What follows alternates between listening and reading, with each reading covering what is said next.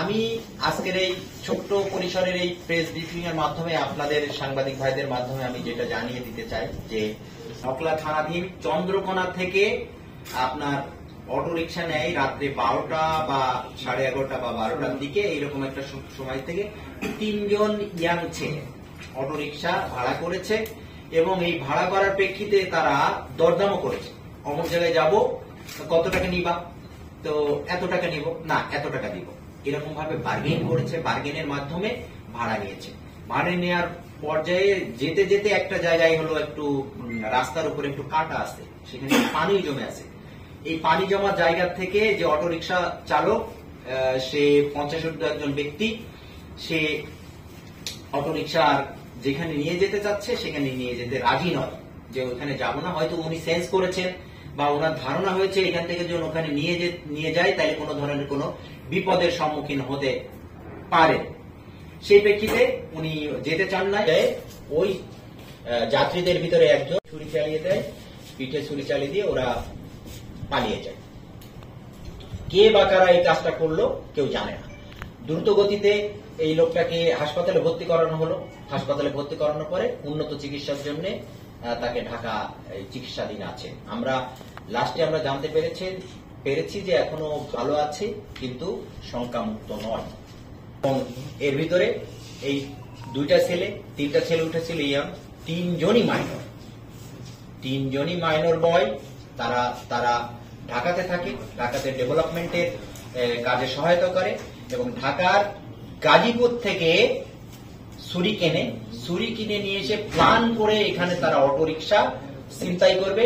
এরকম একটা পর্যায়ে জয় বলে একটা ছেলে সে ছুরি কেনে এবং বর্ণ বলে একটা ছেলে এবং শ্যাম বলে একটা ছেলে, এই 3টা ছেলেই গাড়িতে ওঠে ওই জায়গায় এসে জয় তাকে ছুরিকাঘাত করে পালিয়ে চলে যায়। এখন এই ইয়াং ছেলেগুলিকে কেন এই কাজে লিপ্ত হলো? এই কাজে লিপ্ত হলো এই জন্যই যে তারা এই 3টা ছেলেই কম বেশি নেশার সঙ্গে যুক্ত। নেশা মানে কি? কোল্ড ড্রিঙ্কস যেটা আছে না, কোল্ড ড্রিঙ্কস এর ভিতরে তারা ঘুমের ওষুধ দেয়। ঘুমের ওষুধ দিয়ে এটা খায়। সাথে সাথে অন্য নেশা করে কিনা আমরা এখনো নিশ্চিত হতে পারি নাই।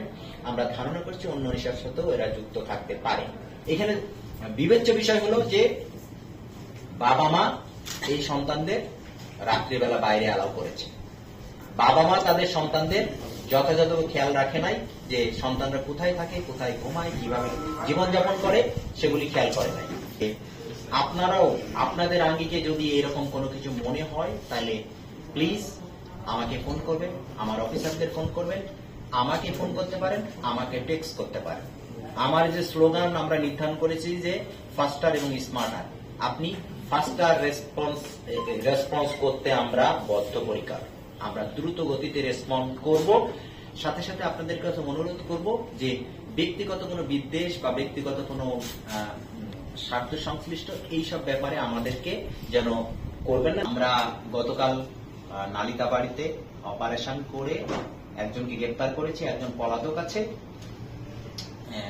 আমরা 133 বোতল মদ আমরা উদ্ধার করতে সমর্থ হয়েছি এবং আপনাদের যথার্থে এটাও জানাচ্ছি যে এই ছোট্ট শহরে, এই ছোট্ট ডিস্ট্রিক্টে প্রচুর আপনার জুয়া খেলা চলে।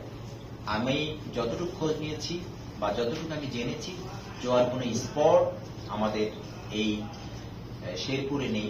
ব্যক্তিগতভাবে কোথাও হঠাৎ করে জুয়া খেলতে বসে, সাথে সাথে মোবাইল জুয়ার প্রকোপ আছে। আমরা প্রতিদিন, অলমোস্ট প্রতিদিন, আপনারা খোঁজ নিলে জানবেন যে আমাদের প্রতিদিন আমরা জুয়ার বিরুদ্ধে ধরে নিয়ে আসছি এবং আমরা জেল হাজতে প্রেরণ করছি। এই প্রতিনিধি থাকেন, অফিসার থাকেন, আমি তাকে ব্যক্তিগতভাবে অনুরোধ করেছি যে আপনাদের জায়গাটি আপনারা সুরক্ষিত রাখবেন। এরপরেও যদি কোনো মাদক যেভাবে চলে আসে আমাদের জায়গা থেকে আমরা দেখব। আমাদের জায়গা না, এটা কোনো পরিবহনের কোনো কি বলবো যান হিসাবে এটা আমদানি করা হয়। এইটা স্পেয়ার পার্টস হিসেবে নিয়ে আসা হয়, পরে এখানে জোড়া লাগিয়ে দেওয়া হয়।